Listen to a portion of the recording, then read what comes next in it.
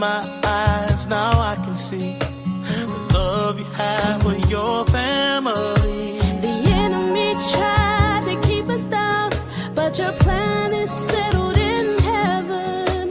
They hid everything to keep us apart, but Mashiach brought us back together. This love changed my life forever. This love changed my life forever.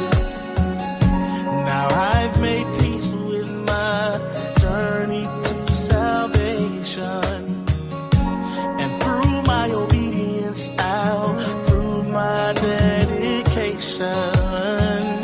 You prove that you are a mighty Elohim. You are the only mighty one.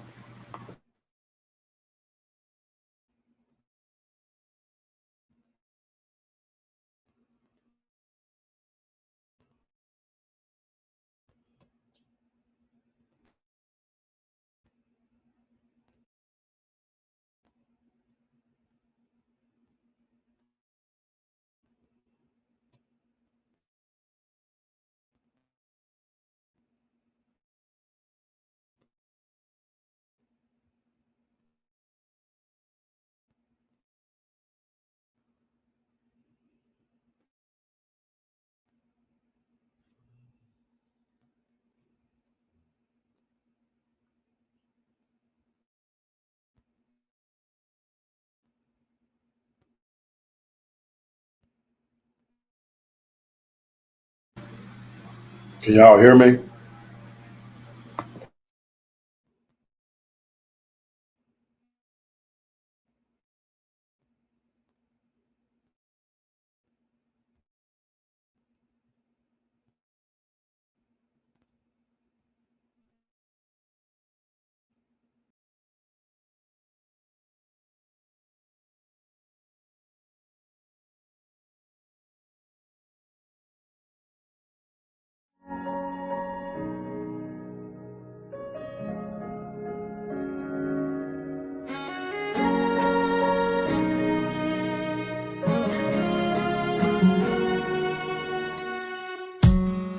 It's like a dream, it's like a movie playing out in front of me.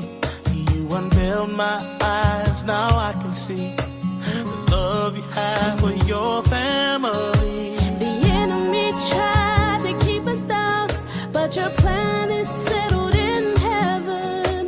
They hid everything to keep us apart, but Mashiach brought us back together. This love changed my life forever. This love changed my life forever. Now I've made peace with my journey to salvation, and through my obedience I'll prove my dedication. You prove that you are a mighty Elohim. You are the only mighty one. No, there's not three, but just one. one Yahuwah. Change my life forever. This love, This love changed my life forever. This love changed my life. hallelujah. Change my life forever. This love changed my life. Change my life forever. This love right here. This love changed my life. Change my life forever. By my obedience, I'll show you that I love you forever. This love Said it changed my life, yeah. changed my life forever. Forever.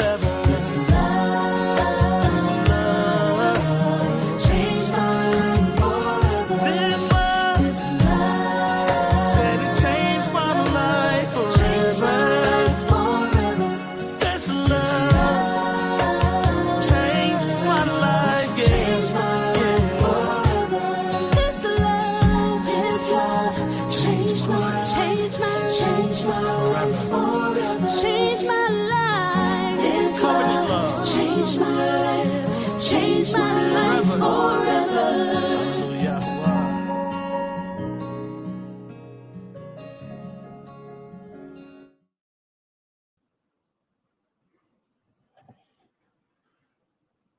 Hey, shalom, shalom. Can everyone hear? Everyone hear us? Everyone back? Moray, Elder G, can y'all hear? God, I hear you. Yeah, loud and clear. Moray Amir. Can you hear me? Yeah, we can hear you. I'm so we sorry. Amir, go ahead and pick up where you left off, like if you can. I'm sorry, everyone. I hit the end live button by mistake, trying to troubleshoot. We're back up and running. Moray, if you can please continue. I wasn't talking. Oh, who was Lorvin talking? was. It was Lorvins? Okay. Yeah. Well, he wants you to go ahead and speak and get everything going until he gets back. Okay. All right. So when we look at a situation or the situations that have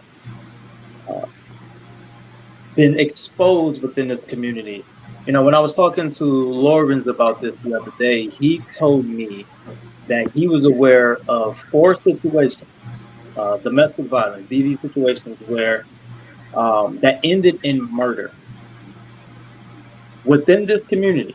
So one of the people, at least one, was in the Hebraic community. 3 were the man murdered a woman, and 1 where a woman murdered the man. And to have one of those is one too many, especially for people who claim to be the people of the book, for a people who have been trying to reconstruct our culture and reestablish how we should be walking in the Hebraic faith of our ancestors. And we have this, we have this scripture that comes to mind. It says that don't use his name in vain. And what other way, what is the most atrocious way that we can use his name in vain is if men are murdering their spouses. What? How else can you denigrate the Father's name? So I think we need to look at this from a holistic perspective, because the reality of it is this, that right now I'm speaking to the men. The reality of it is that a lot of men have changed, but they have not evolved. So they acquired a level of knowledge, some memorization of the text, maybe some general understanding of the text. And it has caused them to change their mind from what they used to subscribe to. But what has not been changed overall, I don't want to make sweeping generalizations, but overall, what we see, it don't have to end in murder for us to see this. It can just, the constant fighting and bickering that we see on social media between men who are quick to say, oh, Aki and Aki, and this is my brother, and shalom, shalom. What we see is that there has not been this inward evolution of these men. And this is plaguing our communities because it is allowing us to keep our faces in books where we're acquiring information and not becoming better people. So before I move on, I want to open up the floor to my brothers, because again, I'm really trying to stay focused here, because there is so much, even my own examples that I've had where I'm going to put myself out in some of the situations that I've been on. Like, this is going to get very personal. And I'm going to share some situations that I have where I've experienced domestic violence, because this is such a serious topic. I think that I need to be very transparent in this. So before I continue, I want to open up the floor to Jay Lutch and Elder G to see if they have anything before we press on. I would speak, but as my elder brother, Elder G, if you have anything to say, I will yield to you, sir. No, sir. Go ahead. I'm just. I want to hear what both of you all have to say, especially Uh, Elder Amir. Elder Amir, brother Amir. I really want to hear what you got to say. Okay. Okay. uh, Well, let's go ahead and get into it. Um, when we look at these type of situations, we have to ask ourselves, how do we allow ourselves to get to this point?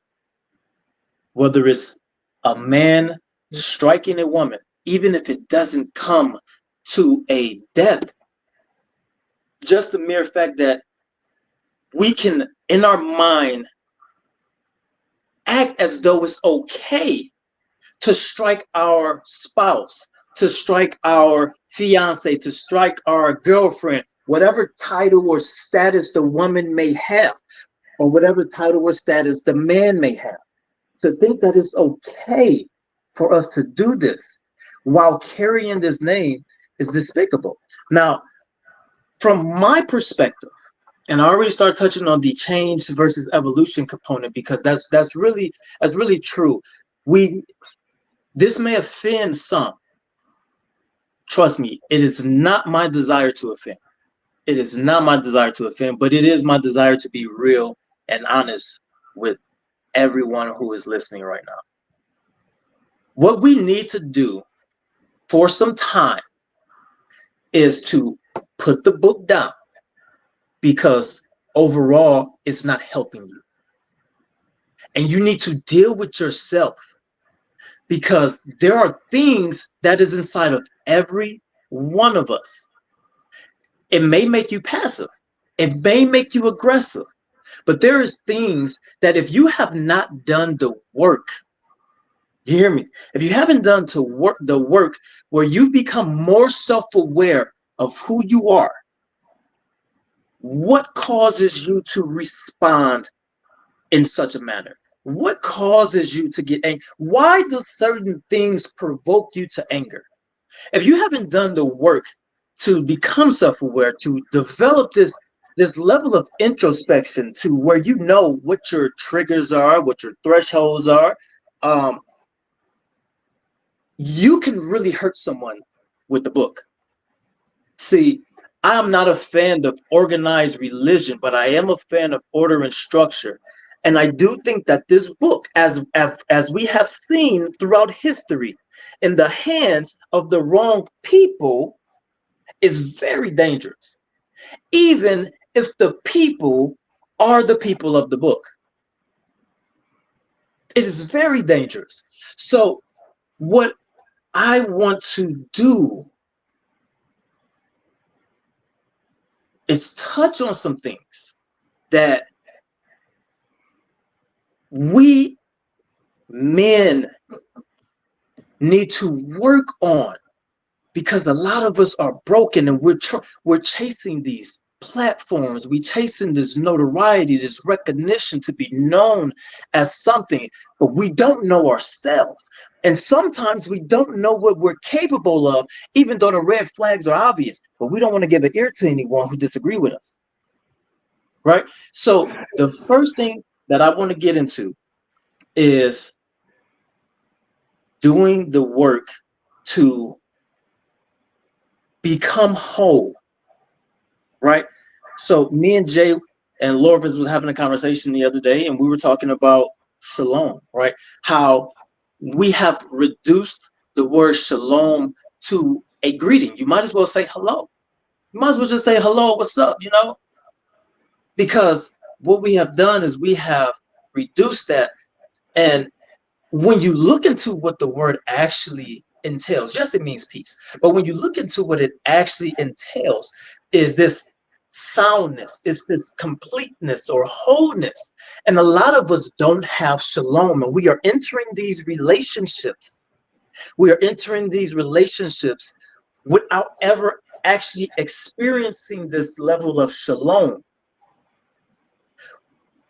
I know the term know thyself is abused in this can be scoffed at because certain communities have, you know, kind of bastardized the idea of knowing yourself, know thyself, right? But to look at it from an objective standpoint, there is something to be said about a person who really knows themselves. You there, Jay? I'm here. There's something to be said about a person who really knows themselves. So I want to give an example. I'm gonna put myself on the spot. You know, full transparency. I have a failed marriage. As the head of my house, I have to take that L. I have a failed marriage on my ledger. On my resume, I have that. It is what it is. Not pointing blame. I have that as the leader. Now, what I don't have on my resume is me ever hitting a woman, putting my hands on a woman. Even though I have been in situations to where I have been hit on. I'm going to save that for a little later and expound on these type of components because it's dangerous all the way around. We just know that a man without weapons involved, a man has a greater capacity to do far more damage to a woman than a woman can to a man when no weapons are involved, right? So if a man and a woman are out and they went to a restaurant, they get in an argument, no weapons involved, clearly that woman could probably belittle him. She can say things to provoke him, make him angry. But that woman cannot, in that situation, 9 times out of 10, that woman will not be able to physically harm that man to the degree that that man with one blow can harm her. So while there will be some addressing of both sides, right now, I want to deal primarily with the man for this moment. So when I speak about knowing yourself, I want to share a story. My mother, great woman. I have the utmost respect for my mother. She is no longer with us, right?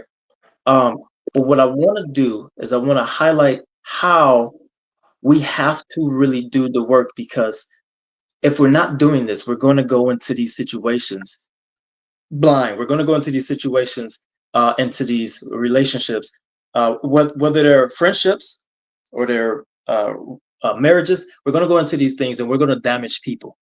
We're going to damage people. So I was 15 years old, and I'll try to keep it brief. I was 15 years old, and I did something that my mother didn't like.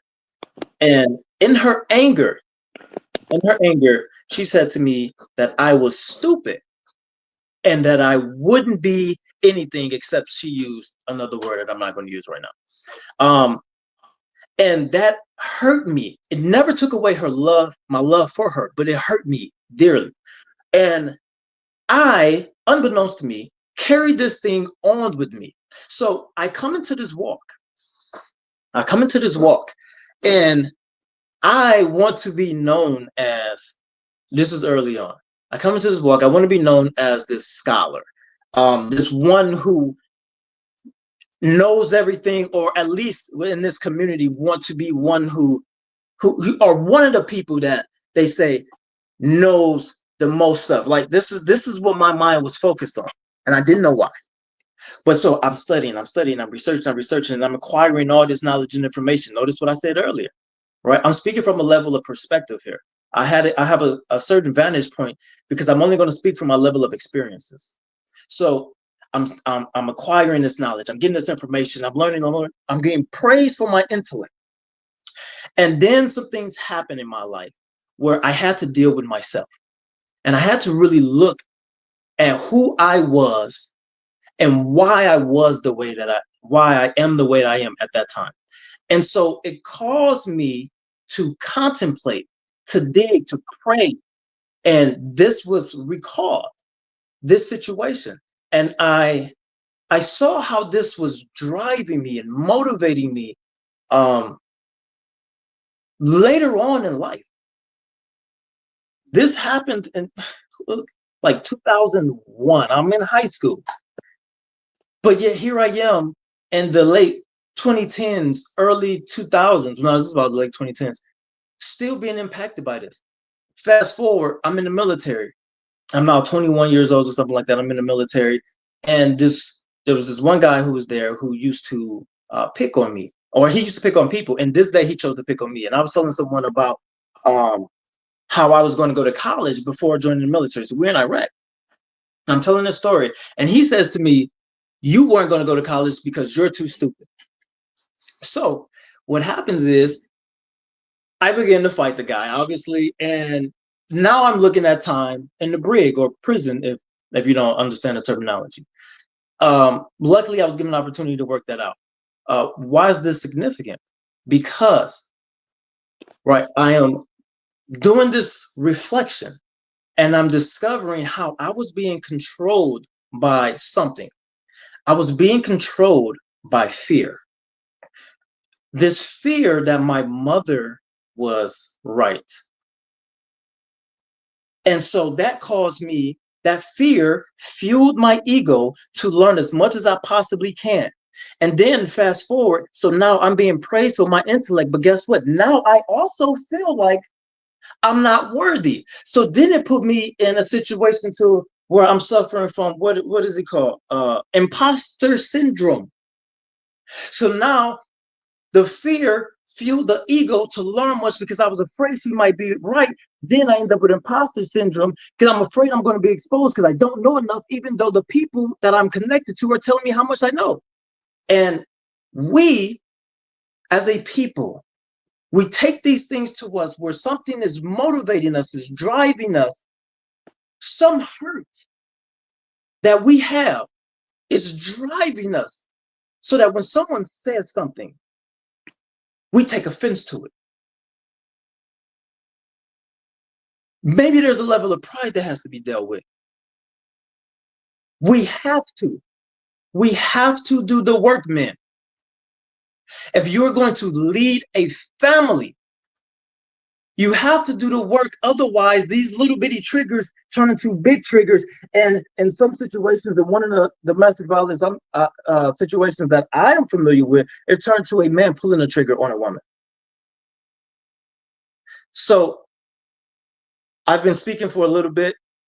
I'm gonna open up the floor and see if my brothers want to share anything at this point in time. Jay Lutz, Elder G. Con. L, do you want to speak? Go ahead. You good? Con. You know, pride, the pride, the portion of pride that you're speaking on. The pride, it's such a situation where we as young men, we're in these situations where we're trying to prove ourselves. We're trying to show that we're better than who we were, and we're trying to show people that we have knowledge and things of that nature. I remember coming in, you know, I'm not gonna give a whole long spiel, but I remember coming in as well and dealing with that pride and dealing with trying to be something more than what everyone else had thought of me. And that made me try to stand out more. I used to do the whole posting on Facebook all of the time thing as well, trying to sound smart, trying to sound like this, trying to sound like that, trying to put myself in position that, hey, I can be heard and things of that nature. But none of those things did me any good until I got great at introspection. Until I got good with dealing with elders, right? Until I got good with dealing with brothers. Was one of the bullet points I wanted to touch on was having brothers around me that helped me grow. Having brothers around me that held me accountable.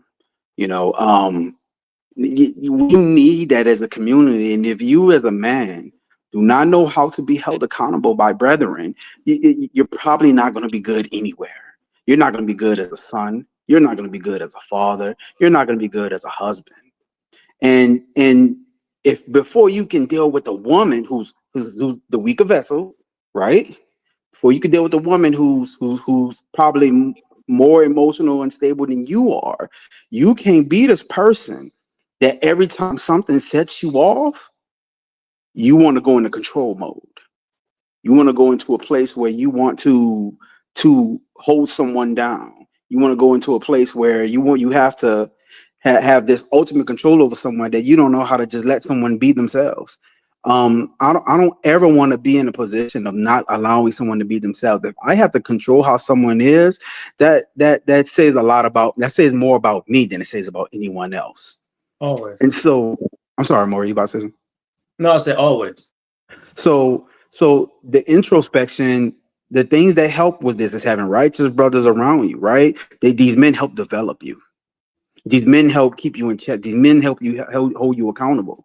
I can go to a mirror. I can go to a Lawrence, right? If I'm having an issue with something that I'm dealing with inside of my marriage, inside of dealing with another brother, and I can go seek righteous counsel, right? Go seek righteous counsel, and pray that these men can give me some wise words. Now, we deal with sometimes situations we're not inside of righteous counsel, so men will give us bad advice, and so you have to check over and over and over again. You have to make sure that we are in a position to do the things that we need to do for our wives, for our families, for our children, the right things. As a man, you cannot be unstable. I remember me and Q a long time ago. We did a live on emotional men. This ties into that. Not being able to maintain your frame as a man. It's so important to be able to do that, because you have people that count on you, especially if you're a family man. If you're a family man and you have people count on you, you're not allowed the opportunity to just jot off whenever you want. You're not allowed to just go and say anything you want to say. One of the biggest things inside of this community I see done is we're not careful with our words. We just say things. Let me tell you something. When you say something, you're supposed to bridle your tongue, right? When you say something, you can't take it.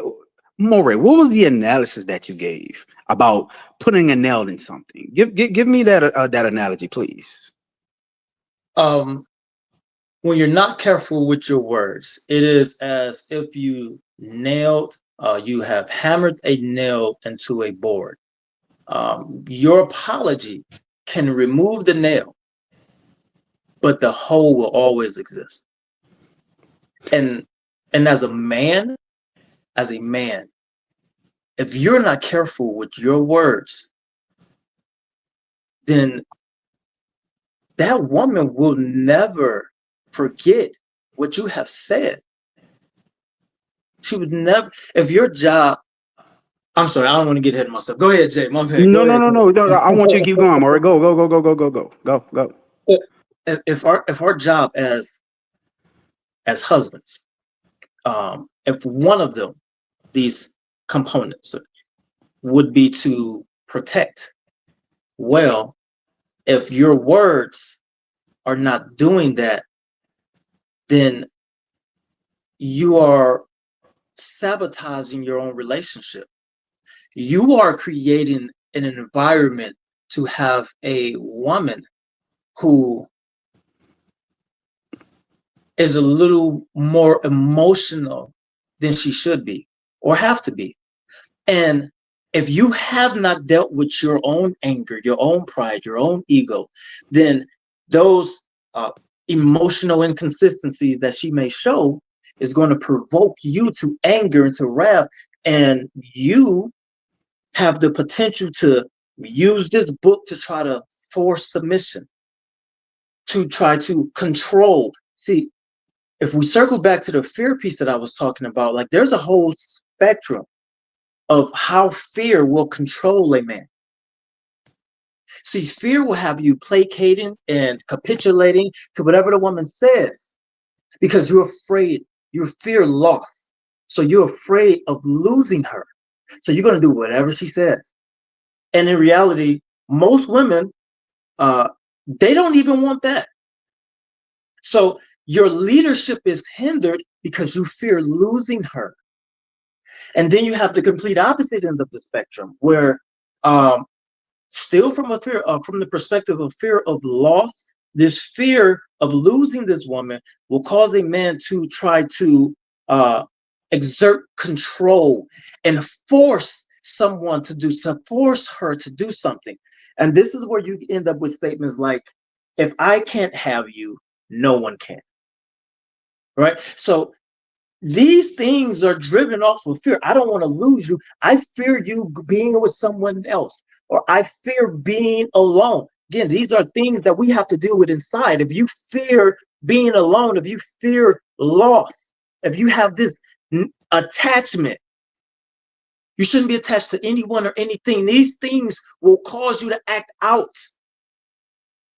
passively or aggressively. These things will cause you to act out if you have not dealt with these things. So, yes, that fear component causes you to try to use the text to manipulate the woman's mind, or to force her into submission. And listen, I don't care who you are. You cannot force anyone to do anything. You cannot force a woman to submit by telling her forcefully with anger, or even hitting her, that she needs to submit. That's not going to bring forth submission.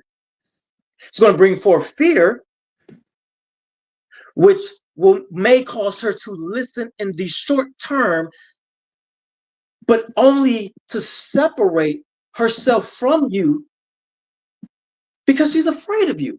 But you're the person who's supposed to protect her. So this aggressive nature, this aggressive mentality to force submission, this is what the colonizers were doing to us. This is a mindset that should not be of a Hebrew. Anyone who claimed the title of Israelite should not be trying to force anyone to do anything, especially when you believe that the Father is sovereign. There's a contradiction here in our faith and our belief system. There's no way that the Father is sovereign, but you have to force someone to do something.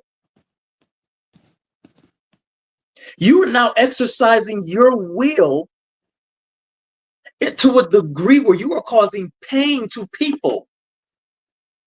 That's not righteous. That's not righteous. Lorvis, you back on. You got anything, Lorvis, that you want to add right now? Yes, sir. Man, I apologize.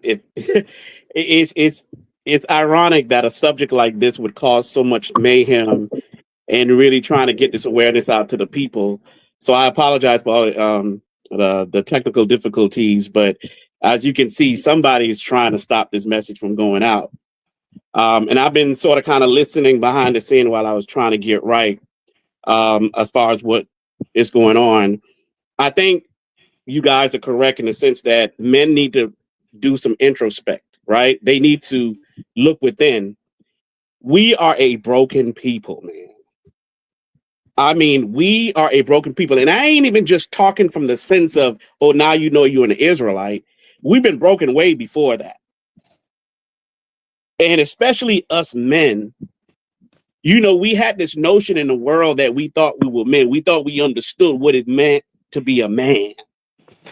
To superficial means, westernized thinking of what a man really is. But we had no idea what being a man is all about, especially from our culture and what we were meant to be as a man. If you read in 2 Kings, it talks about a man being someone who follows the commandment. Now, that sounds very simple, right? Someone that hearkens to the word of the Most High. That's really the definition of what it means to be a man when you read in 2 Kings. However, we understand that doing the commandment alone, or just saying or reading about them, doesn't show whether you know how to be a man or not. Because we've been had this scripture, like Amir said, we've been had this Bible. But that Bible, that word in the wrong hand is so dangerous. How do we know that? Look at the other nations. Man, they got hold of that word and they were able to control us. Notice I said control us.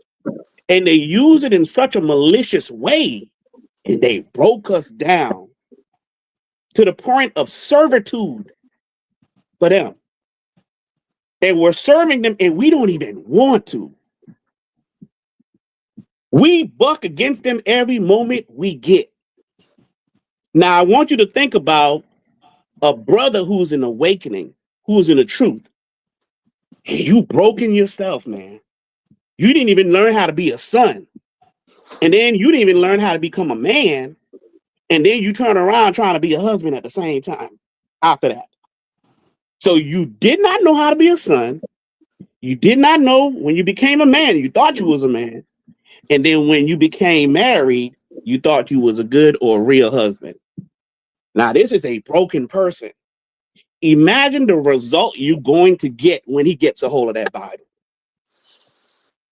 He's going to read all the commandments there is. I'm talking about he's going to read all 613. If there's 1,000 of them, he's going to read all 1,000 of them. And then he's going to attempt to execute these commandments with his wife. And then he starts to focus on the things where she has to submit to him. And he uses the word in such a way where he weaponized the word to spiritually kill her, to emotionally break her down. And then eventually, when all's said and done, depending on what kind of man he is, he will physically hurt her as well. All for the cause of submission or control over somebody else. Now, a man who would do things would go above an extreme measure to control someone is a man, first of all, who's out of control, who is not secure within himself, and he's a coward. Because there is no reason under the sun should any man force a woman to submit to him. The Most High don't even do that. The Most High said, these are my terms and these are my conditions. If you accept them, cool. If you don't, you already know what it is. You have a choice. That's why I said, choose this day whom you shall serve. He giving you a choice. You as a man, you are like an Elohim on earth. You are like God on earth. That's why ye are gods. We are in his position.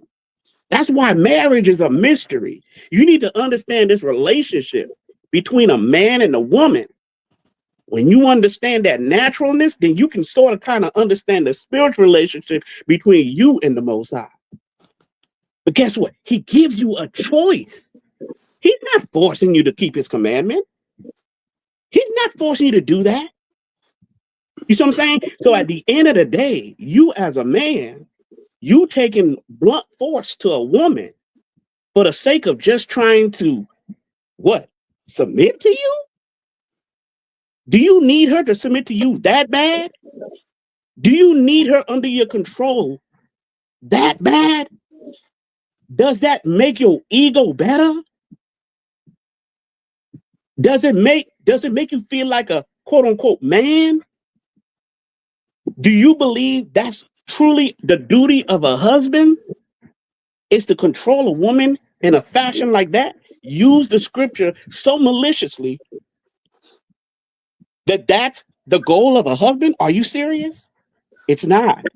So really, we need to go back to the root cause of yourself to learn who you are.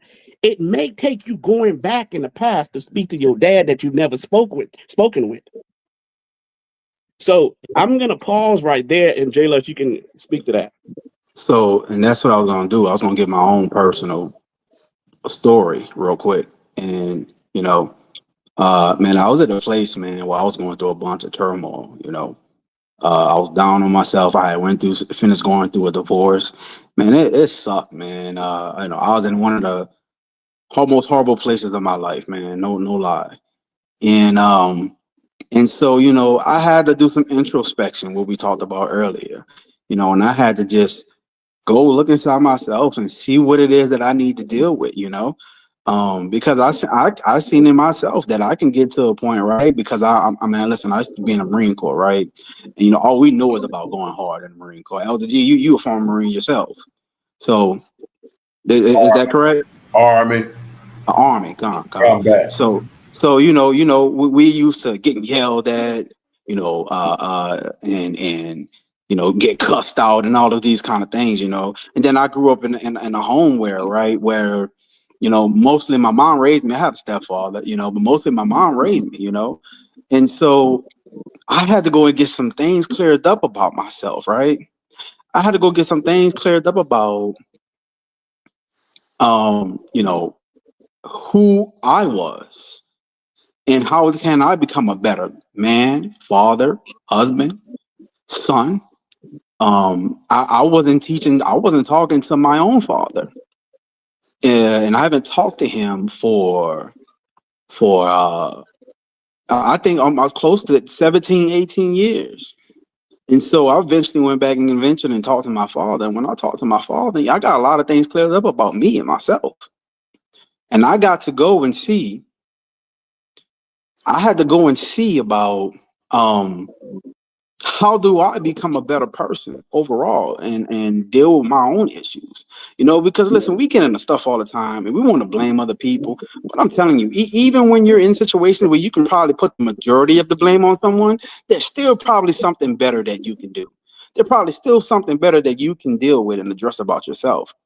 And so it's important to go and deal with ourselves. Listen, and I see that we're trying to talk about, what the different situations are. But let me tell you, evil is in the world, family. These things are going to happen. If you believe that you're going to stop every domestic violence thing from happening, you're wrong. It's not going to happen. But what we can try to do is inform those people who may need this information to deal with themselves and become a better man, become a better husband, become a better father. These things are important for people who are heeding the words. And so we need to do our best to give the best information for how we changed and became better men ourselves. And so when I found my father and I spoke to him, and he gave me an insight on what kind of man he was and the things that he dealt with, I had become accepting of the kind of man that I am. I became accepting of the kind of man I am, and I knew what things I needed to pinpoint to change, the things I needed to deal with to overcome my weaknesses from my own DNA, from my own bloodline. And that made me a better man, that made me a better father, made me a better husband, made me a better brother. And so it's very, very important that we go and do the introspection on ourselves so we can prevent it. The best prevention is preparation. The best prevention is before anything ever happened is getting to talk about these things. And so I was able to talk about the things that I dealt with as a man with my father, with my real father after 17, 18 years. And it helped me out big time. It helped me out really, really big. And I had elders and other brothers teaching me and showing me to go and speak with my father.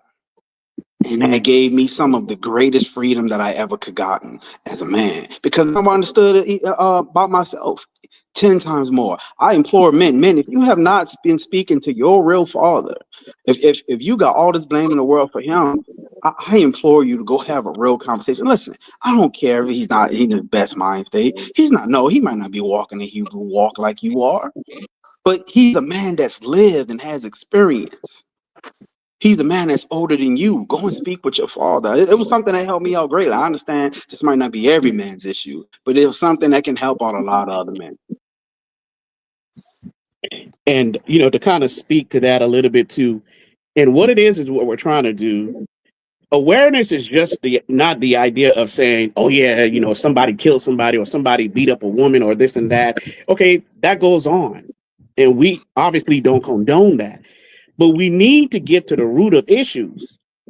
And order needs to be had. There's an order structure. Now, we weren't fortunate to born in order. You know what I'm saying? Maybe we weren't privileged to say, hey, son, make sure you do well. And, you prepare a place, when you get a wife and the things that you have to do. And we saw things differently. We weren't given the knowledge and how to be a son, first of all. So a lot of us although we might have missed that part of our lives, but you can go back, like Jay Lust said, and fix that. Submit to your dad or submit to whatever elder or patriarch in your life that you can learn something from that may have been passed on, that unbeknownst to you that you're carrying with you, which is part of the curses, right? And you can learn and go back and say, you know what? I wasn't a great son. And then what that does is that, just like Jayla said, it brings certain perspective in your life to say, you know what? I didn't experience it, but now that I know that, perhaps I can walk a little differently. And now you understand you role as being a son, and then you can go forward and being a man. But guess what? There's an order. There's the order that we need to have. We need to set that order. Because you cannot just, even as a man being out here, you really can't just be on your own like that. Because we were never created to be. There has to be somebody that has to hold you accountable to your action. Now, and I get it. There are leaders out there that are not great leaders either now. There are leaders that are complicit in telling women to stay in violent situations. Now, we're not here to say, hey, leave your marriage, this, because we're not here to break up marriages. That's not what we do. But what I will say is that women needs to have wisdom. Our job is to preserve life. So if there's a woman that's coming to you and she's saying, there's a man beating me, there's a man hitting me, breaking my fingers or biting me or whatever it is causing violence on you, you need to listen to that. Now, we know there are some women out there that lie their butt off. That would mislead. But a king or whatever leader you are, you need to search out that situation to see what's going on. Under no circumstance should a woman, you need to use wisdom that when there's a violent situation at hand and your life can be in shambles, that you seek assistance. Now, when you seek assistance, if there's an elder or someone or a group of people and they're trying to send you back to that and not to address the situation, then there's a red flag there. Because there is no way me that I'm going to send a woman who's being beat and saying, go back to your husband so he can beat you more. Or go back so he can eventually end up killing you. Me and my right man, I can't do that. Now, I'm going to send you to places where you can get help or whatever, this and that. But there's also a thin line in helping, though. Because when you are a husband, you are responsible for another house. So you can't just always intermingle with married women like that. So you have to use wisdom in how you do that as well. So, Amir, you can speak to that. Well, before I speak, I seen Elder G was trying to get in there, so I'm going to go ahead and let him speak real quick. I just want everybody's hitting on all cylinders, man. It's just something Jay Lutz said when he was like he overcame, and that's the goal. That should be every man's goal if he feel like he has to put his hands on a woman or a woman who wants to put her hands on a man. We have to search deep, like y'all say, go back, because violence like that either comes from seeing it at a young age or whatever age, or experiencing it and you haven't dealt with it, whether it's your father, mother, uncles, whoever. I used to remember seeing some family members hit their wives, not right out beat, but hit their wives to put them in place. And that didn't sit right with me at an early age. And it's like some guys feel like that's, or they might have the assumption that that's right because they saw it growing up or they experienced it and want to make somebody later in life feel the way they did back then. So they're not addressing it. They're just, going along with the program. And it takes if you got somebody and you're beating on a woman, or a woman is beating on a man, and you go to somebody and they are in agreement with you, you need to check that person. You need to check that person, because That's not right. You know it's wrong because your spirit tells you it's wrong. So if somebody is agreeing, saying, yeah, you within your means, or you within what you're supposed to be doing, you need to get a second opinion and seek some type of help. But that's all I wanted to say. Great discussion. Before you say something, Amir, I want to address something because someone was saying that that person may have not, their dad may have not had a relationship with Abba Yah. See, we need to be careful how we turn things into religion. Just because his father don't know the Most High doesn't take the experience away from what his father already has. That's the reality of life. And if you read Sirach, even if the father didn't know the Most High the way he does, you still got to honor that man. And even if the father wasn't the best father, it's still prudent upon you to go learn that, to see why your father wasn't right. Because clearly, if you're not right and your father wasn't right, then maybe you should go find out why he wasn't right. You see what I'm saying? Because he may not follow the Most High. Heck, a lot of us didn't. But that still doesn't take away the behavior that you currently have in you that came from your father who you claim ain't right. You see what I'm saying? So that means you still need to go back. Because, most of y'all Hebrews, you know what you're going to do? You're going to go to your father, you start preaching. That's what you're going to start doing. Why you ain't keeping the commandments? Why you ain't doing this? Like, you know better. Brother, you're beating a woman. You're forcing a woman to submit to you. You ain't even got it right. And then you trying to tell your dad what the truth is? Are you kidding me? It doesn't matter if your dad knows the scripture or not. Your job is to go find out so you can break the cycle in your life. That's what you need to do. Go back to see why he is, and find out maybe his father was the same way. Maybe his father was the same way. You still got to honor that. And if you're going to honor your father, the best honor you can do is fix your life so you can break that cycle. Because you would have learned a lot of things from what you didn't know before. That will help you go forward in the future. You see what I'm saying? So it doesn't matter if your dad knew the Most High or not. The Most High created him and he created you. So therefore, there's something that he passed down from your father to you that you're not even aware of. So go ahead. I wanted to kind of chime in on that. No, that's good. That's good. We can use things as simple as entertainment when you approach it in a proper fashion.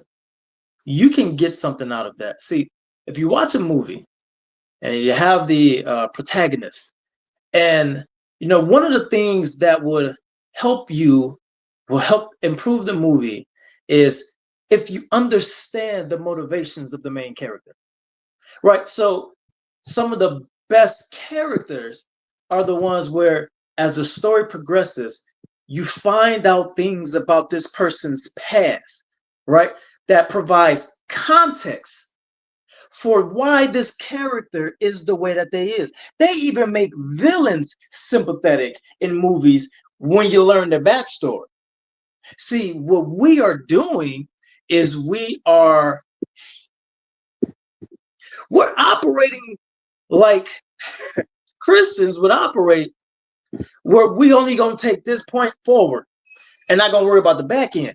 When the back end is so important because it provides the context that you need to go forward. Exactly.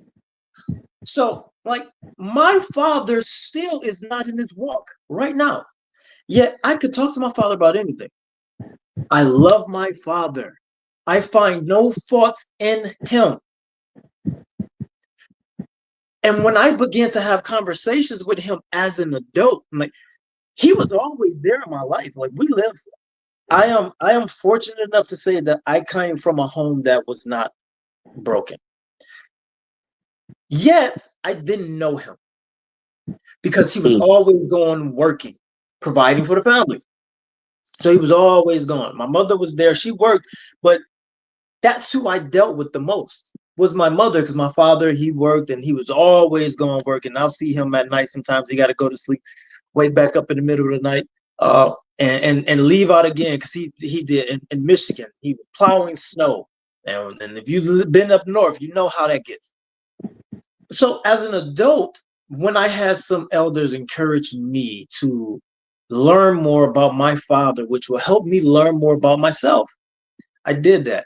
And it's even eerie to the point that there are certain situations that happened in my father's life that matched up in my life, even from the same age that it happened. So you may find some very interesting things about yourself. It doesn't matter. It doesn't matter whether or not he is in the walk. That's irrelevant. He's still your father. It didn't say honor thy father and mother if they are keeping the commandments, if they are setting the best example. No, you're supposed to honor them because they brought you forward. And so we look for excuses to not deal with ourselves. There you go, girl. That's Man, what you we hit do. It doesn't matter. Stop looking for excuses to not do the work. It's going to be hard. It's going to be uncomfortable. You're going to be afraid sometimes of what the response may be. You may fear being rejected, but you got to find out who you really are, because the vast majority of us men, see, when you begin to walk this path in true introspection, you begin to see, just in casual conversations, the signs of someone who don't know who they are. right. It becomes obvious to you, right? And I'm not talking about this pseudo intellectualism where we're calling everybody a narcissist and we're throwing around gas. Like that's not what we're talking about. We're talking about when you really have done something that most people are not doing, and that is addressing your past. So you know why you are the way you are. Why are you so easily triggered? Who hurt you? What are you afraid of? Why are you so prideful? What is the root of these things? Why do you have to feel the need to control people? Why do you have the need to control a woman?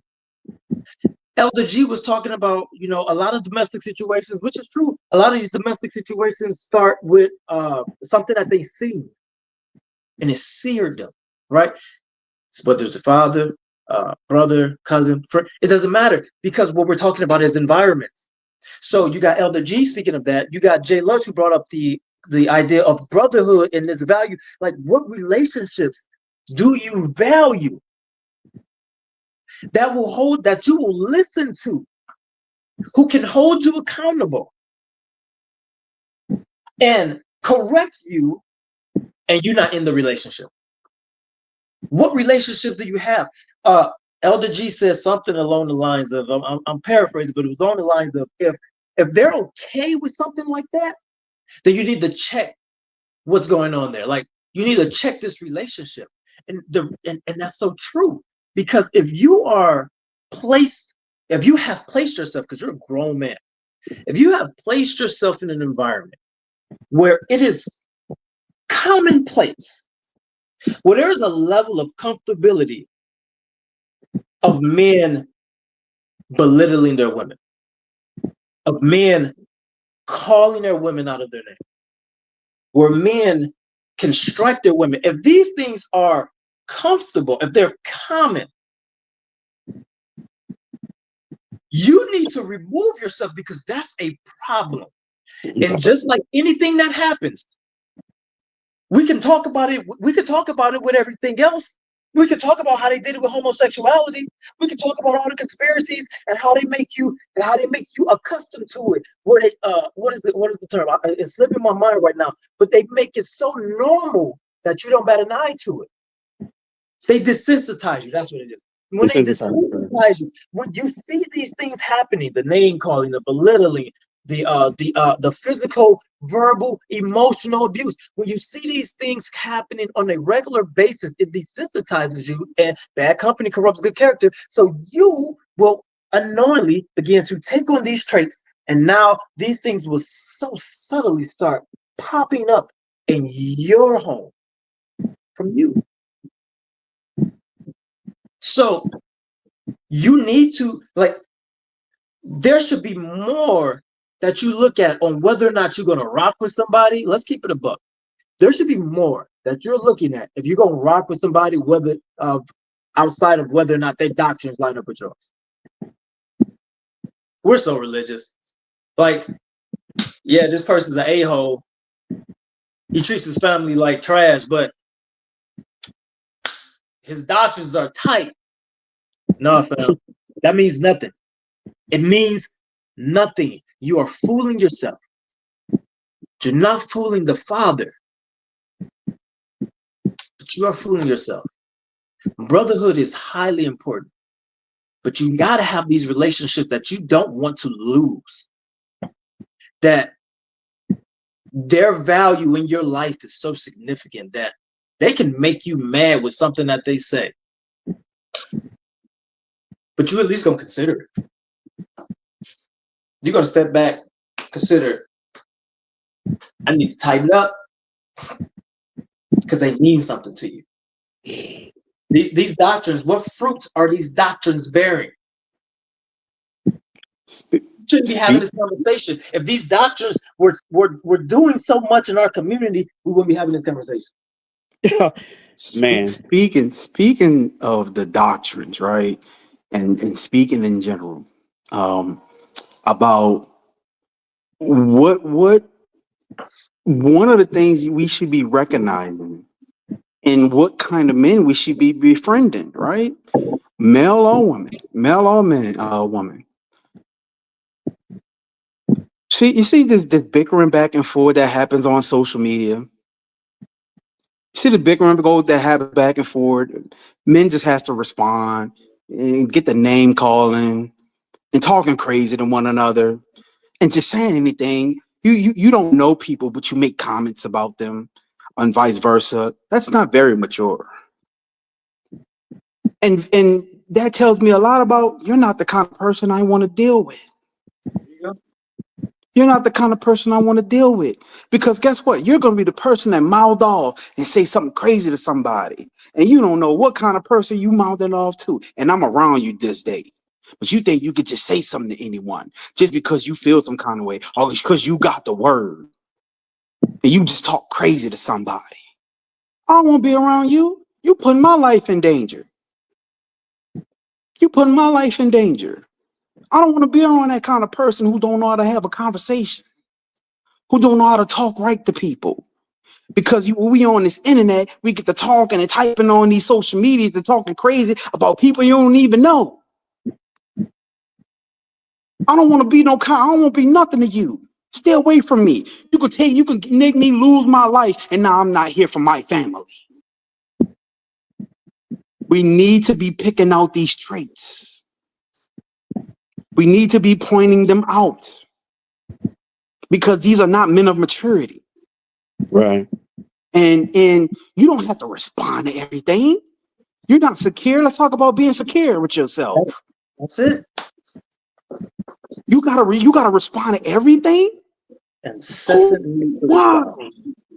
Why you gotta respond to anything and everything? Yeah, I mean, there are men where if they're not responding or having an argument on Facebook or whatever it is, they don't feel relevant. They don't feel whole. If you are a man who does that, and women out there, that is a red flag. That is a man who's emotionally unstable. That is a man who is not secure with himself. They're very, very, very emotional. They can't even restrain from using social media to cause mayhem.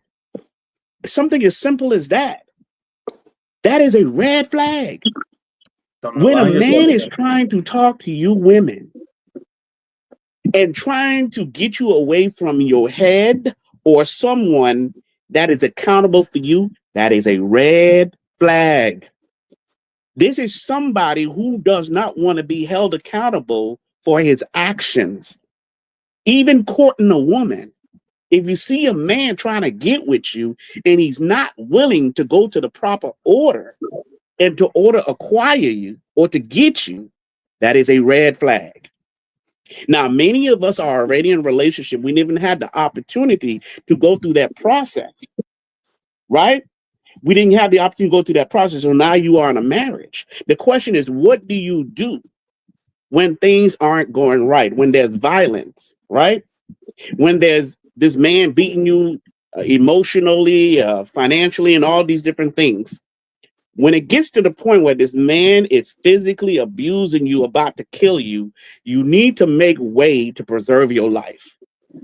Now, when it comes to disagreement, marriage situation, that's a whole nother story. You know, you can get counsel, however but you know, you and the man can handle that. But what we're talking about today is abusers, those that physically hit women, those that are right there killing our women just so the woman can submit to them for their lack of self-awareness, for their insecurity, because they're trying to be the big man on the block. There's a lot of things that you women need to be very wise in how you operate. And I'll say this as well. Yes, this is about men beating women, all these and that, but women do not provoke a man because we're not equal in that sense. There's a reason why the scriptures say you are a lesser vessel. I think I might be saying it right. Weaker vessel. Weaker vessel, right. There's a reason for that. We're not equal in that sense. So you cannot expect to be loud mouthing a man or cursing at a man or even putting your hands on another man and not expect some kind of repercussion. Even with all of that, unless a man is trying to defend his life because a woman has a gun or a knife or something, even with that, and those are the only exceptions that a man, for me, would defend himself. There is no reason why you should put your hands on a woman. Absolutely not. Because you know better. You know better. You know better. You are stronger. You do not hit a woman no matter what. I don't care how belligerent she get. I don't care if she cuss you out. I don't care if she call your mama name, whatever it is. It is not a reason to put your hands on a woman or to even murder a woman. Your job, really, you have the power. You are the king of your house. Your job, you have the power to put her away. You have the power to not deal with that woman. But most of you men out there are so scared and fear so much that you're going to be alone. And you might not be able to find another woman. So what you do, you take the scripture and then you try to put her in captivity in your realm to belittle her financially, to withhold finance from her, to spiritually kill her and to say, oh, she's sinning if she leaves or whatever. Nah, the woman ain't sinning. She might leave for a little bit and y'all separate, right? Because she's trying to preserve her life. She can do that. It's not her fault that you're a fool, bro. It's not your fault that you're foolish. So she can do that to preserve her life. That's her wisdom. Now, your job is to figure out why your woman leaving for the first place. Your job is to figure out why your woman ain't even listening to you, bro. That's what your job to figure out. You might find out because you trying to rule her with a rod of iron. You trying to, with an iron fist, you might find out that you got a lot of issues, my brother, as to why she's not listening to you. You're going to say, oh, she's wicked. She's a wicked woman. And guess what? She might be. But you might have forgot that before y'all got in the truth or while you in the truth, you made her wicked, bro. Yeah. And the text says that a wicked woman is given to a wicked man. Yeah. Facts. So, you know, take it for what it's worth. I mean, if you really want to quote scripture, right? You want to lose the book. You want to quote some scripture. If your woman is so wicked and she wasn't wicked before, it might be because of you, my brother. And then you want to get mad because she's not listening to you, bro. You're not even worth listening to. You're not even worth listening to. If you want to use, I'm sorry. You want to use scriptures, and then you want to fall back on the scriptures like the scriptures are your friend. Like the scripture is really going to resolve the issue. No, it won't, my brother. The resolutions come from your heart, from you repenting from you taking introspect of yourself to see why your attitude or why you so angry or why you feel the need that you have to control this woman. That's what you need to do. This is about introspect. This whole life really is about men looking within themselves and saying, what is wrong with me? Mm-hmm. What am I doing where I feel the need to force this woman to submit? Why are you so angry? You see what I'm saying? This is where we need to get at this. And there are ways that you can look within yourself. You need people around you, elders around you that have understanding of the scripture in terms of its application, not so much of its knowledge. How can I apply myself in this real life where I can get results? Correct. Don't tell me to go pray. And then I go pray, I come out the same way. Don't tell me the Most High, oh yeah, he can solve everything. We already know that. I mean, a child knows that. Tell me, how do I get the resolution? What is the resolution that the Most High has given us in that scripture or in life period from life experience that you can garner to solve that problem? Don't tell me just go pray. Right. Don't tell that woman just go to your husband and just obey what he says. And you don't even understand the context of what's going on. It's easy to say these things, but we have to be wise today to where we become a practical people, because that's the kind of people we are, a concrete people that make things happen.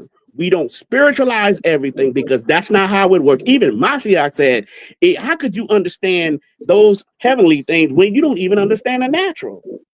But a lot of us believe that we are so spiritual, but you possess no love in your heart for your brother and sister. None whatsoever. You don't even know how to clean up your own act. So these are some of the things that we need to look at ourselves so we can clean ourselves up. But it starts with being accountable to somebody that's greater than you. Point blank, period. You know, when you talk about why are you so angry?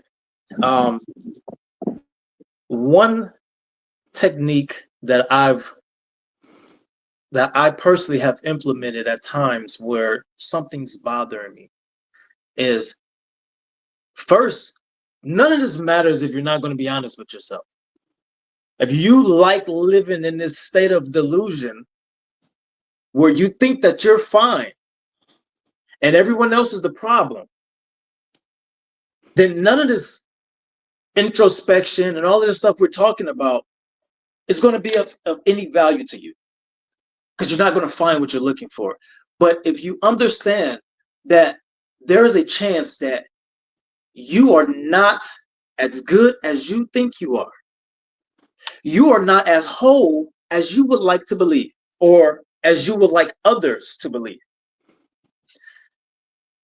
Be honest with yourself. So one thing that I would do is, if something happens, let's say there was a real situation, right, where my wife is giving birth to my son, and I took off work to be there, and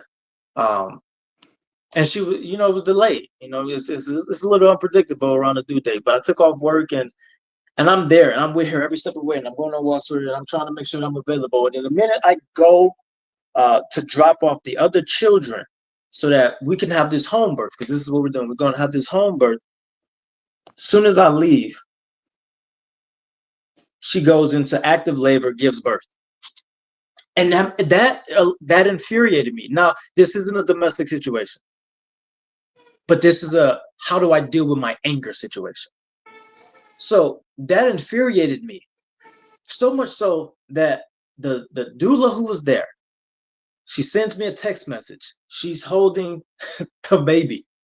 And I know she sent that thinking that it was going to be a beautiful thing and I was going to feel great. And I'm livid. I pull over and I'm headed home. I'm maybe like 30 minutes away at this point. I'm headed home. I pull over and I sit there. And so I go through this process of asking myself, how do I feel? Because I have to acknowledge what's actually there. See, we like to lie to ourselves and say, I'm good, man. I don't even care. I don't even care, man. It don't matter to me. Lying to ourselves the whole time. You have to actually be honest with yourself on how you feel. So I would ask myself, literally, how do I feel?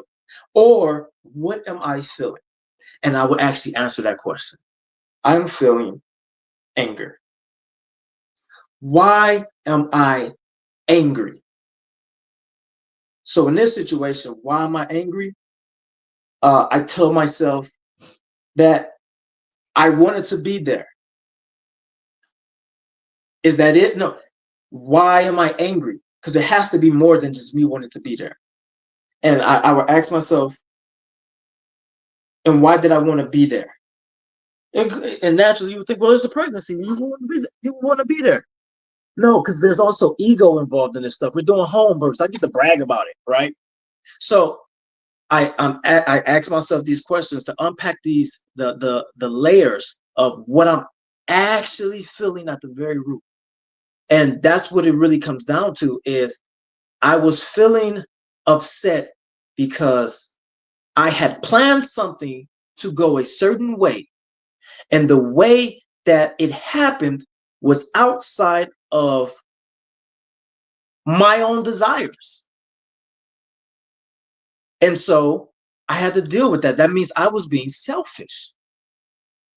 My anger was rooted in selfishness because I didn't get my way. This is a step-by-step way of processing thoughts. Come on now, step by step. My anger, this is the surface level. This is what someone would have saw if they came to my vehicle. They would have saw me frowned up, mad, and whatnot. I probably would have gave somebody some lip if they would have started trying to talk to me. But that was only the symptom of my selfishness because it didn't go the way that I actually wanted it to go. So then I had to place it in a different context and look at the bright side of it. Well, is the baby healthy? The baby is healthy. This was a great experience for her who was a new mother. And so I put it in these different contexts. I feel better, go home, embrace my wife, my child, and everything's fine. That's a step-by-step way that I was dealing with emotions. Like we have to stop lying to ourselves as men and acting like we're okay. Most of us men know. We know when another man is lying. The eyes don't lie. The eyes don't lie. They carry that weight. So we got to do better at being men. The arguing back and forth that they was talking about, that shows right there that you have some issues. If you can't see something and just keep it pushing, then you have some issues. We also got to get self-aware enough, and this takes more than just reading books about who we are. This constant need to prove yourself, right? That's a lack of security in who you are. Because if you really were secure in who you are and what you believe, you don't feel the need to defend it all the time. You don't feel that need. So it takes a little more effort in learning these things about who you are. And this is just what we gotta get to, man. Jay, you got something you want to give? Nah, man. I think everything that can be said at least for the night. We tried to point out several things. We tried to point out, how to develop men, being accountable to brethren, women, certain red flags that you could look out for. Laura brought out some key points. You brought out great points. I thought you brought out some great points. We do not want for any of our women to be in these situations. As someone who's come into this community and have tried out and are doing our best to follow the laws and be righteous amongst one another and remain blameless. This is not something we want. This is not a kind of community I want to be a part of, where women are getting killed, men are getting their hands put on them, women getting their hands put on them, people being talked to crazy, I know that everything is going to cease. I'm not going to be naive to believe that. I will not be naive. But what can you do from conversations like these? What can you do to aid brothers and sisters and learning how to speak with them, right? And try to give righteous counsel when they come to you about situations. How do you intervene? How do you deal? Should you intervene? Should you not? Do you know when to? Do you know not to? Do you know how to call authorities if you need to? Do you know how to help a woman out without jumping in her business? How do we go about all of these things? Everyone's got the answers, right? Until you put in a situation. And something might not work out the way that you want it to work out. I need for us to be careful. It's easy to talk, right? It's easy to make conversation. We have it in our minds exactly how it should play out. But what happens when it don't play out the way we want it to do? Can you still be calm enough to handle it in the manner that you should? What kind of person are you when it's time to make decisions midway something happening? How do you respond? I pray that you have the spirit to deal with it correctly when it's time. Because it's easy to talk. It's easy to make these suggestions and say, "Oh, we need to do this, we need to do that." Well, but what if saying something might lead to someone else's death? What if not saying something may lead to someone else's death? And man, every situation needs to be taken with careful consideration, and it needs to be dealt with wisdom. I don't want this for me, for any of my brethren, or for anyone in this community. And I hope that we grow some wisdom as a people in how to look at these things, how to have the proper conversations about them, and to step forward where we need to step forward, even step back where we need to step back. All of this is very pertinent because these things are happening in the community, and people were saying that they needed to see that this conversation is happening. We don't have all of the answers. It will be foolish to make it seem like we got the exact answers that people need. This is why I say wickedness exists. These things are going to happen from time to time. I hope that some of us are able to prevent these certain situations by using wisdom, hearing some of these things and some other things that may have not been said, so that we can move properly and move forward and try to continue living a righteous manner as best as we know how. Yeah. I would love to see us as a community, but most definitely as men, become more mature. There's too much emotional immaturity. There's too much femininity infused with testosterone within the men. There's just too much of it. And the reality of it is that there are certain things that we do, and we don't understand that we are training our psyche to respond to external stimuli a certain way. For example, there's this famous boxer y'all might know, goes by the name of Mike Tyson. And this famous boxer was a very tenacious, a very aggressive, violent puncher. And this boxer has some issues outside the ring. But he's not the only one. I went on a little search, and people who have these accusations, you probably heard of Floyd Mayweather, Holyfield, Gervonta Davis, George Foreman. John Jones. Look up MMA and domestic violence, and you see how crazy, how prevalent it is. So how are we training our psyche as men? We all do things that if we have not, again, matured to a certain level, we don't recognize what we're doing, like escapism. Some men don't even know what that is. But if your outlet, so this is also a red flag. It's not necessarily a character red flag, but it's a maturity red flag. If your outlet is to go and punch a heavy bag when you're angry, that may feel good. If your outlet is to go to the range and go shooting because you're mad and it helps blow off some steam, it may feel good.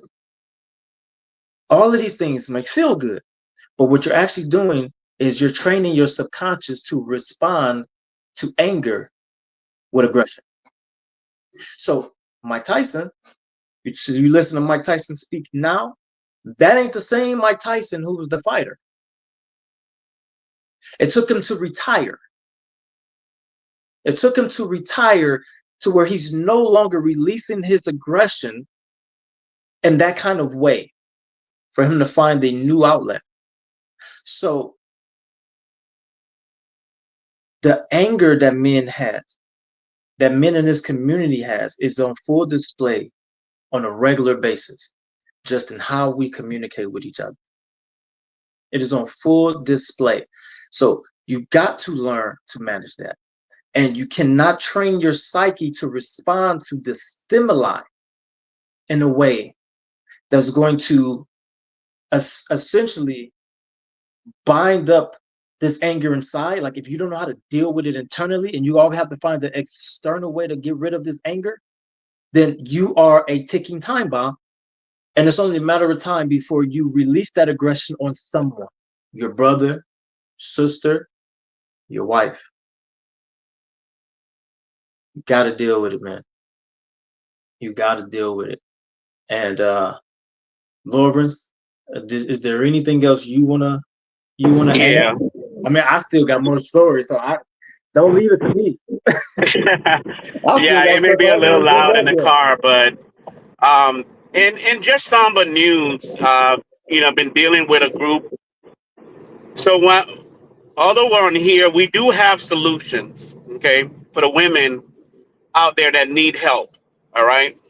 From what I understand, and these are the ones that we know about, there are over 185, roughly 189 women out there in this awakening currently that's getting help, practical help, that were abused, that felt like they had to get away. There are 185 to about 189 women currently in this awakening that is getting help. If you feel threatened and you feel like you have an immediate situation on, you can call 911. Now, I believe on the bottom there's a national hotline number that you can also call to get assistance. But if you notice, there's also going to be another number there that's a little more exclusive that you can call in order to get assistance as well. Now, this number, they can provide shelter, they can provide little stipend, food, and things of that nature, and counseling. All right, you can get help. So don't think. So right now we're bringing awareness, but this is for situations where you feel like your life is threatened, where you feel like you can't speak to anybody, where you feel like all hope is gone and you just don't know where to go because no one is listening to you. No one is trying to resolve the issue. And perhaps maybe even some of the mores or leadership is complicit in some of the things that may be going on. Now, this is not but a slight against leaders, all leaders or anything. If you are a brew or a man that's handling your business, good job. Keep handling your business. If you are an assembly where you have leadership that are responsible, that's willing to listen to you and solve a matter in a decency way, good job. What we're talking about, we're bringing awareness to those wicked brothers, those wicked leaders, or even assemblies that are complicit in preaching a message or giving a message that it's okay for women to be battered. to be beaten, to be abused physically, and eventually getting killed. We do not condone those behaviors. There's no reason in this world, besides defending yourself an imminent threat, that you should cause a woman harm. There's no other reason. So we're coming here to help make brothers aware or the people aware. So the women need to be protected. But likewise, women, be wise in how you interact with men, because you're not a man. Irregardless of what the Western world trying to put in us, our women, these femininity stuff, the feminism movement, that is not who we are. You cannot go to a man and use forceful language, angry language, or even put your hands on another man and not expect repercussion. Be wise as a woman. Be wise as a woman. All right? And this is not about blaming women or anything like that, but you must be wise. At the end of the day, men, no reason for you to put your hand on a woman. No reason for you to be out there murdering any woman just because she's not listening to you. Be a lot more secure within yourself. Seek help, men. See what's going on with you internally. And as I was mentioning, we have a program that can help the women. Solution. That if you need help, the information is at the bottom. And the more exclusive line, that is for the one, more for the people in the truth, that if you need shelter, you need, to be sheltered for a little bit, be taken care of for a little bit, while they sort out what's going on, make sure you hit that other number. So make sure you write the Sister Circle Foundation. So we're not just talking about a problem, but we're also bringing solution. We're bringing solution. Help is there. So if you need help, make sure you seek the help you deserve. All right? That you need.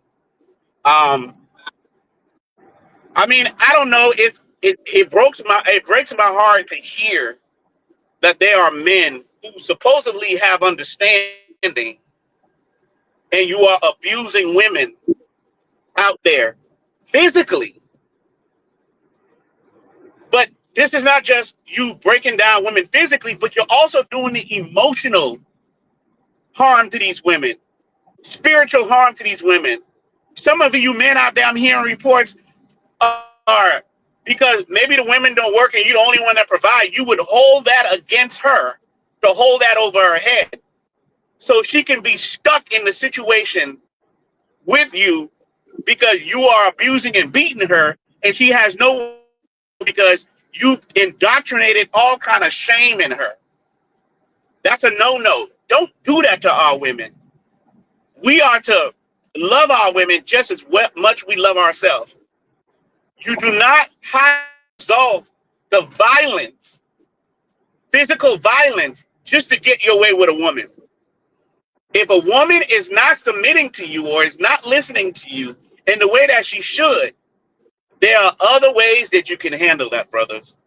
But you do not have to resolve the violence. All right? And like I said, the women that are needing help, the information is on the screen. Like I said, if your life is in danger, if you need imminent help, please contact those. You don't have to stay in that situation when it comes to preserving your life. And as a disclaimer, we're not telling any women out there to divorce their husband. We're not saying that at all. Because we believe in miracles. We believe that the Most High can resolve relationships if you seek to resolve your relationship. But there are going to be extenuating circumstances that certain things are not repairable. And a man has to be wise enough to know when to let a woman go, bro. You need to be wise enough to just cut your losses and say, you know what? This is not working. I am beating you. I am causing harm to this woman. Let her go, bruh. Let Hey, her go. hey, Loris, can I Go give a ahead. story real quick? All right, so uh, this is a point of reference, and it can be beneficial for men and women in particular. This is my encounter with DV, and so there was a girlfriend I had um, maybe about 15 years ago. So I'm a young man in this relationship, and one day we're at the house. There's an argument. I don't remember what the argument was about, but it was unnecessary. And she grabs a bottle that I was drinking out. I was drinking some Mike's Hard Lemonade. She grabs the bottle and she swings it at me. I lift my arm up. I block the bottle. The bottle flies, hits the wall, breaks or whatever.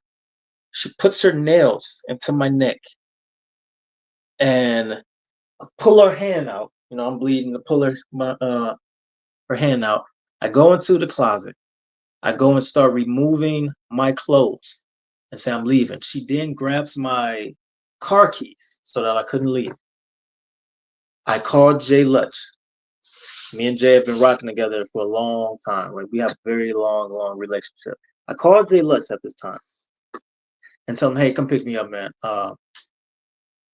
Give him a little brief synopsis. When he comes to pick me up. By the time he gets there, you know, she's apologized and all of this stuff.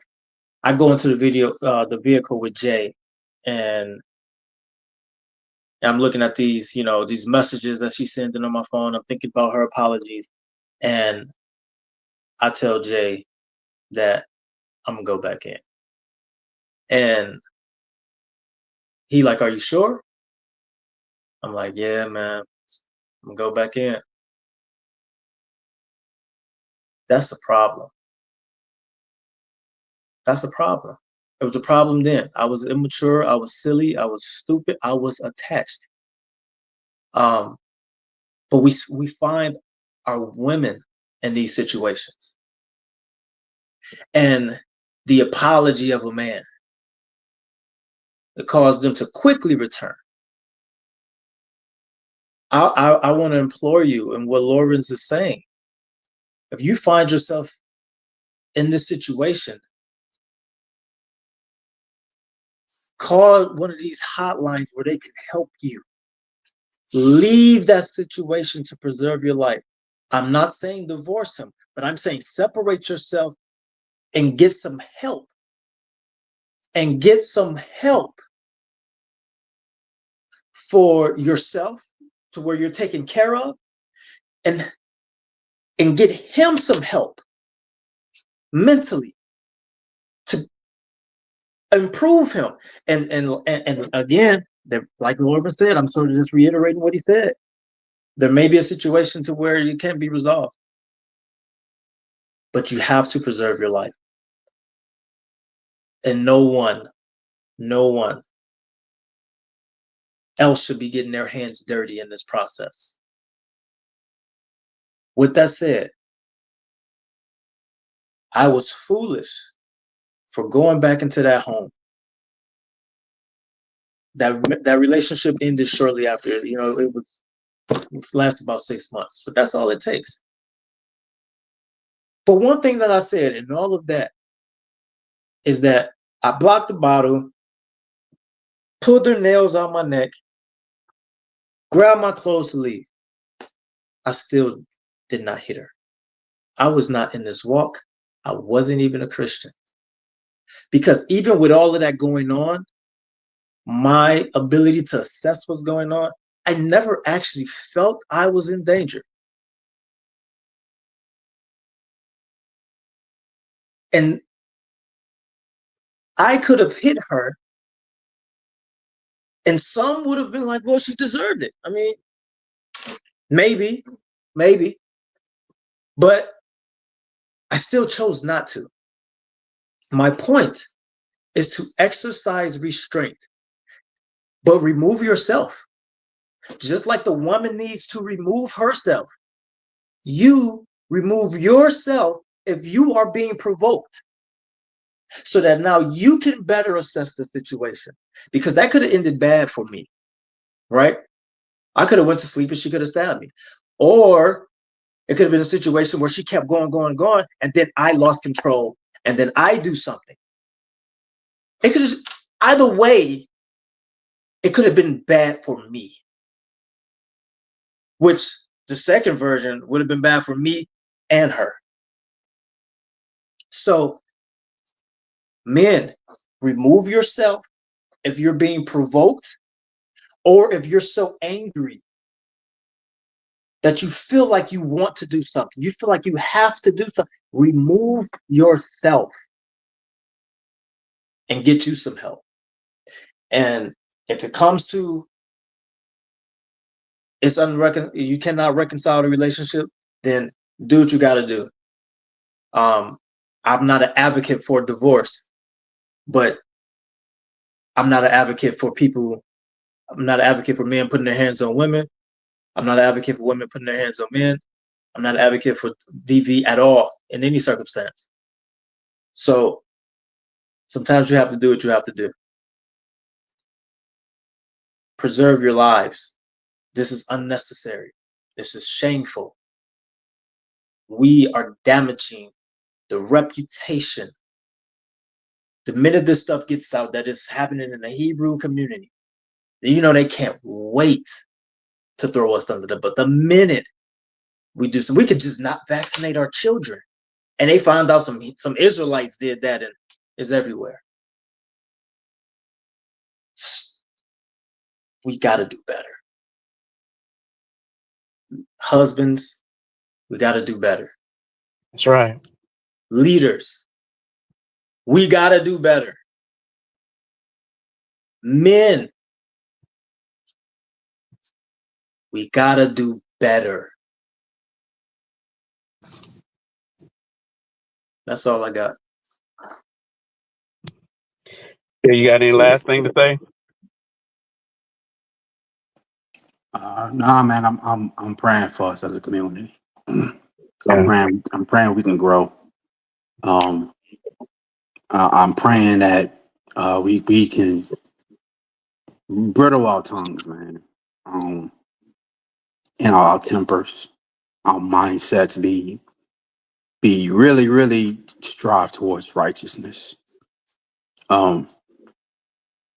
It's amazing what we can do when we come together and strive together. And this is one of those things. Thank you, Lawrence, for the information putting out for the people who may need this information, man. Thank you very much. Absolutely. And anyone out there having issues, please contact these lines, man, and get yourself away from a dangerous situation. And we need much prayer. And that's all I got to say.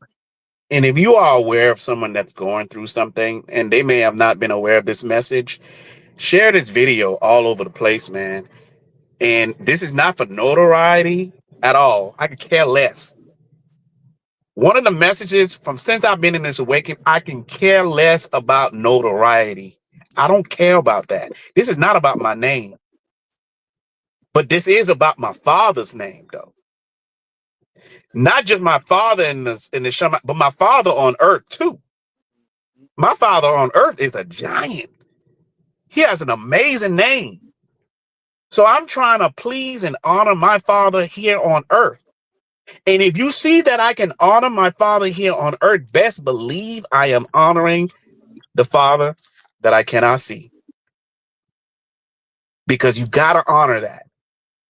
And if you know someone that is suffering, you know someone, maybe they confide in you and they have nowhere to go. Give them this information if you know that they are being abused. If you know they are being hit. If you know, because these women that have lost their lives in the past few months, past few years, in the awakening, it didn't just start with them getting beat now. Right. A lot of this starts from emotional abuse. It starts from mental abuse, trying to make her look small, feel shameful, and whatever under the sun that you can that's derogatory that you are trying to make this woman, bring her down. It starts from that. And then you want to hit her. And then eventually, yeah, you end up murdering the woman. It's been several murders in this awakening. Some y'all probably don't even know about. Yeah. It I has noticed to that they don't know stop. about. It has to stop. Men, get help. I don't care how much scripture you know, man. Most of the times, you men that act like you know it all, y'all the main problem sometimes. It's something about women that you guys seem to hate. It's like this hatred towards our women that sprouts out. Because now that you have the scripture and you feel like you're a man and you got some power, and then who do you take it on? You take it on our women. Quit it. Stop it. Just because you know scriptures, you memorize and all, bruh, that don't make you no man, bro, at all. And you women, be careful out there. Look for the sign. Yeah. The closest thing to know whether a man ain't got it, man, the first indication is his emotional intelligence. You will be able to see these things.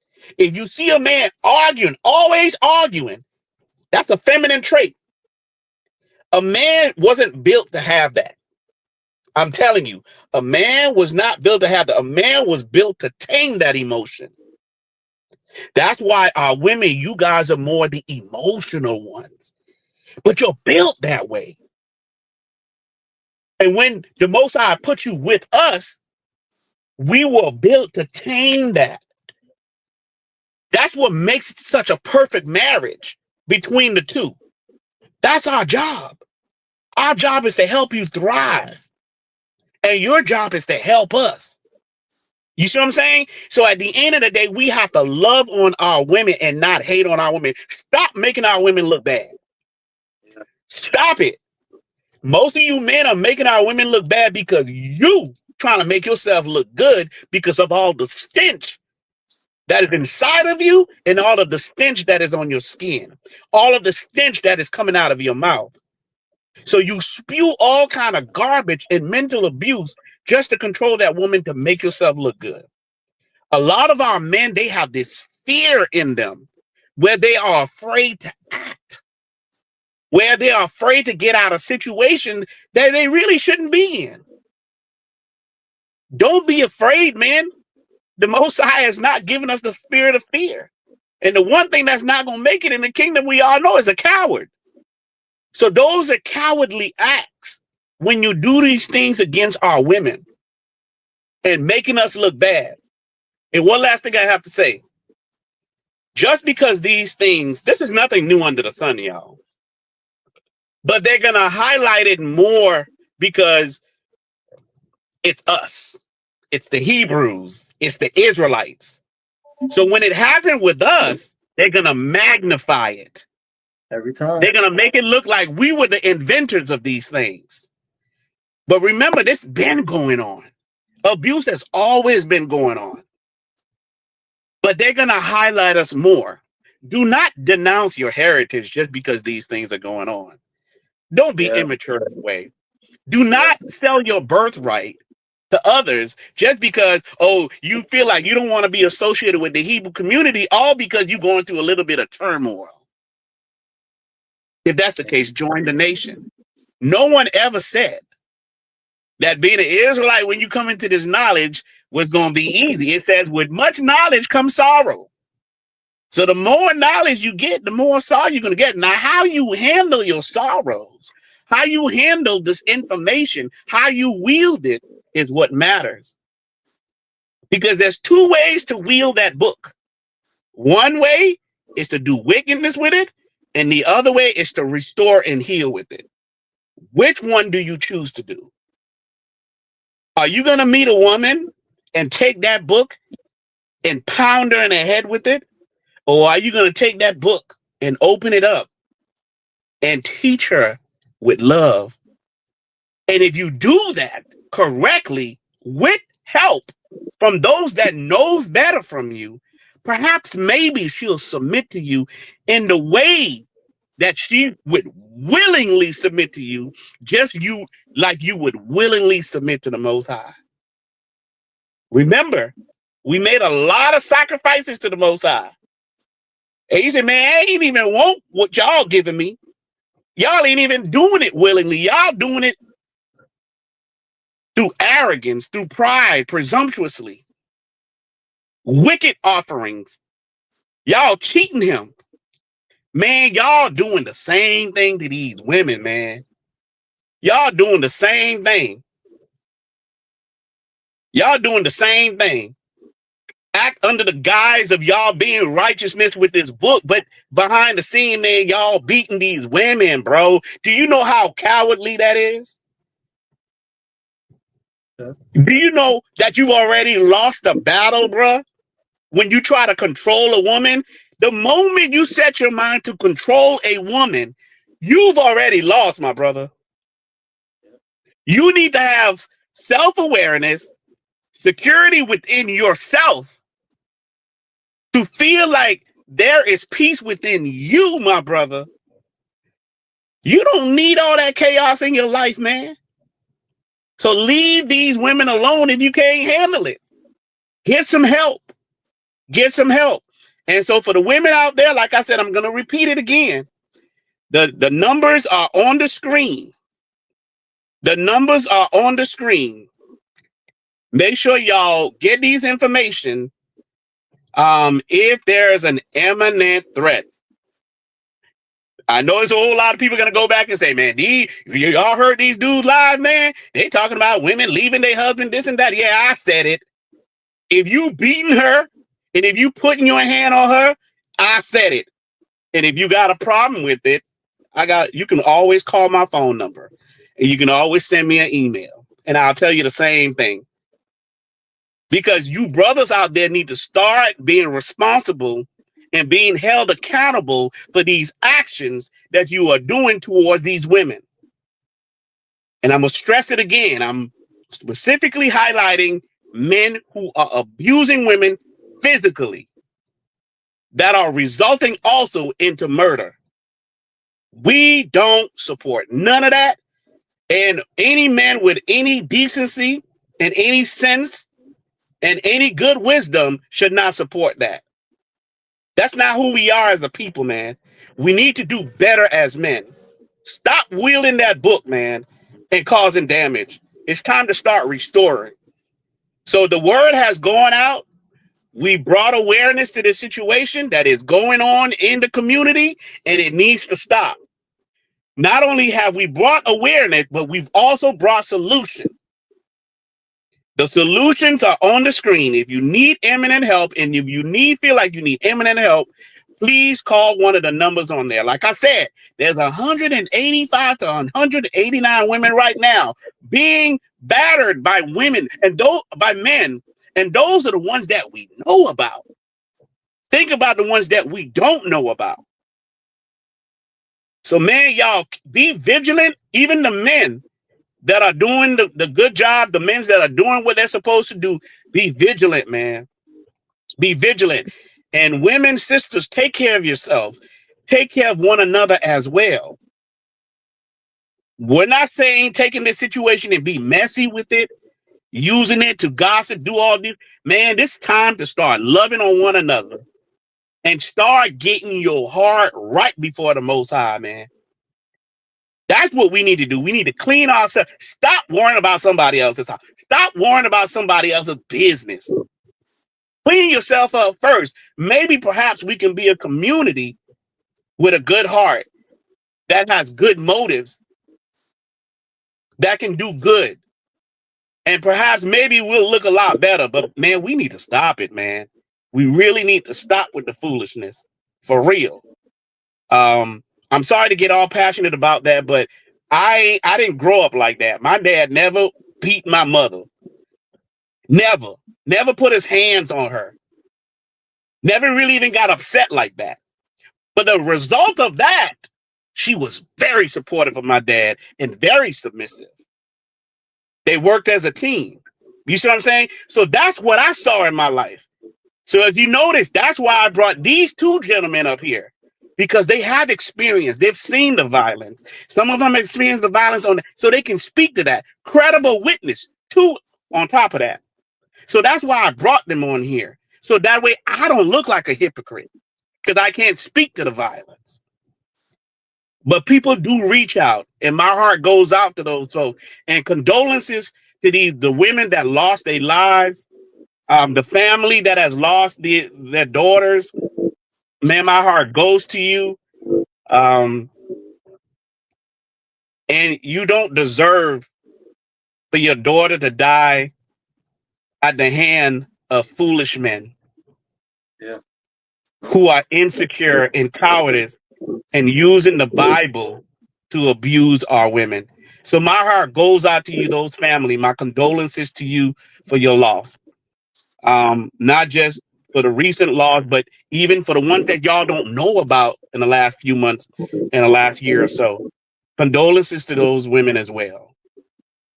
So, man, Israel, please, y'all, I need y'all to self-reflect, man. Please self-reflect. See where you at. Even if you believe you're a good person, a good man, please be aware. Look within yourself. See what you can clean. See what you can clean. And then go from there. Man, I love y'all.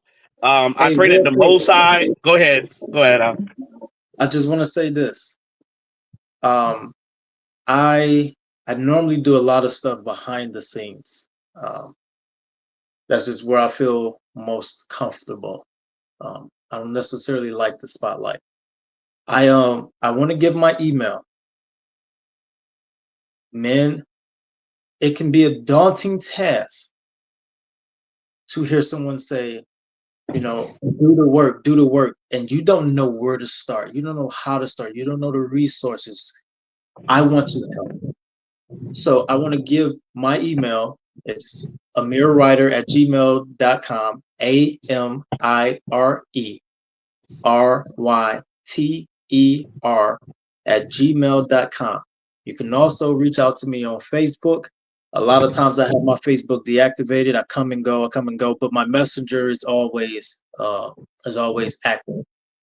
So I would love to help in any way possible, to be someone who can help you look inside of yourself to improve. I've done it, and I still do it.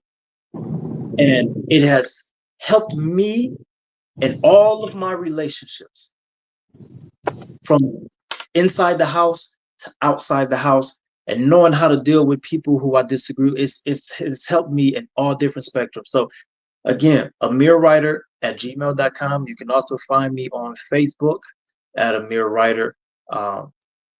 Reach out if you actually want to learn how to do this stuff. If you actually want to try to get better. I'm not an expert.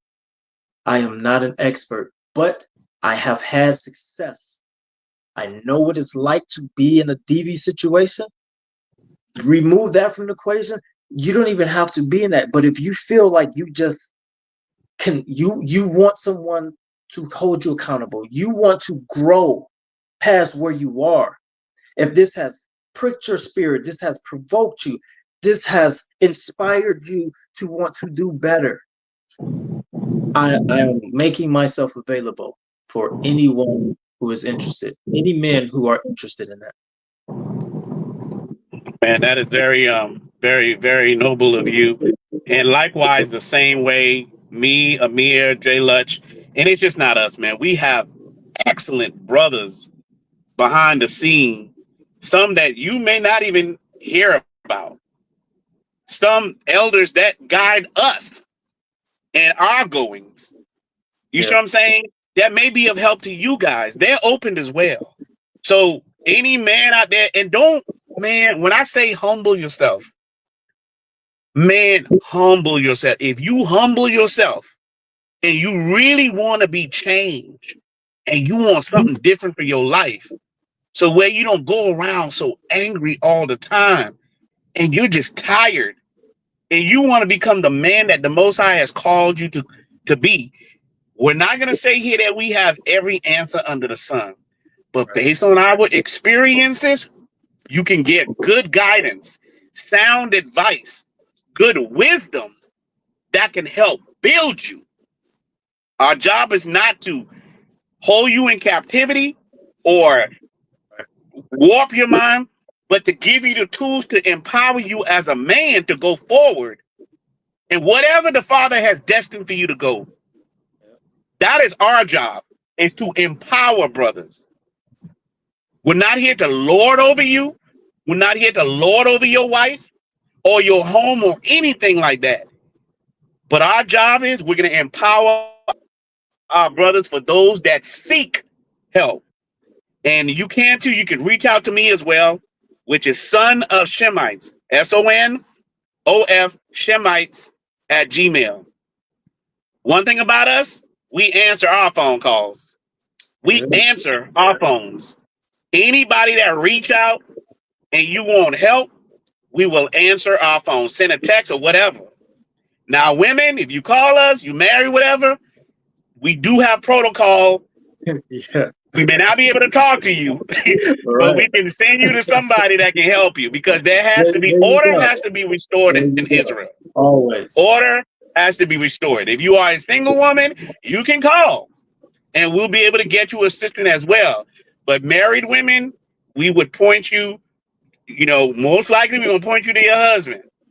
And that is why we have the hotline. And we're saying married women and those that are being abused, use wisdom. Use wisdom. All right. Man, I'm thankful for everyone that came online, that came to listen.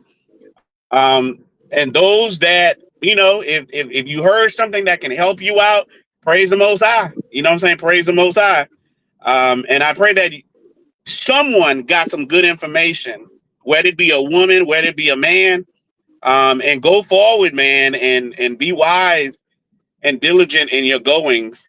So man, once again, my condolences to the families that experienced loss with their daughters. And man, that's pretty much it. That's all I have to give. That's all I have to give.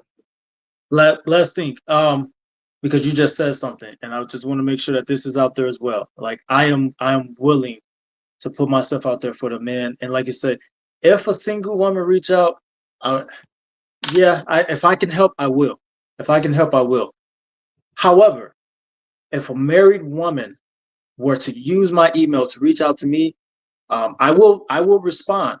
But I am in that response, I am forwarding that to a imam within this community that I trust. Not another man, but to another older woman who I trust, who could be potential help depending on the circumstances. But everything got to be decent and in order. But if someone does reach out, like if the sad happens and that's what you think of, then I will respond. But I'm going to forward you to imam that I trust, and hopefully she can address your concerns, your issues, and get you whatever help you need as far as guidance, counseling, perspectives, anything like that.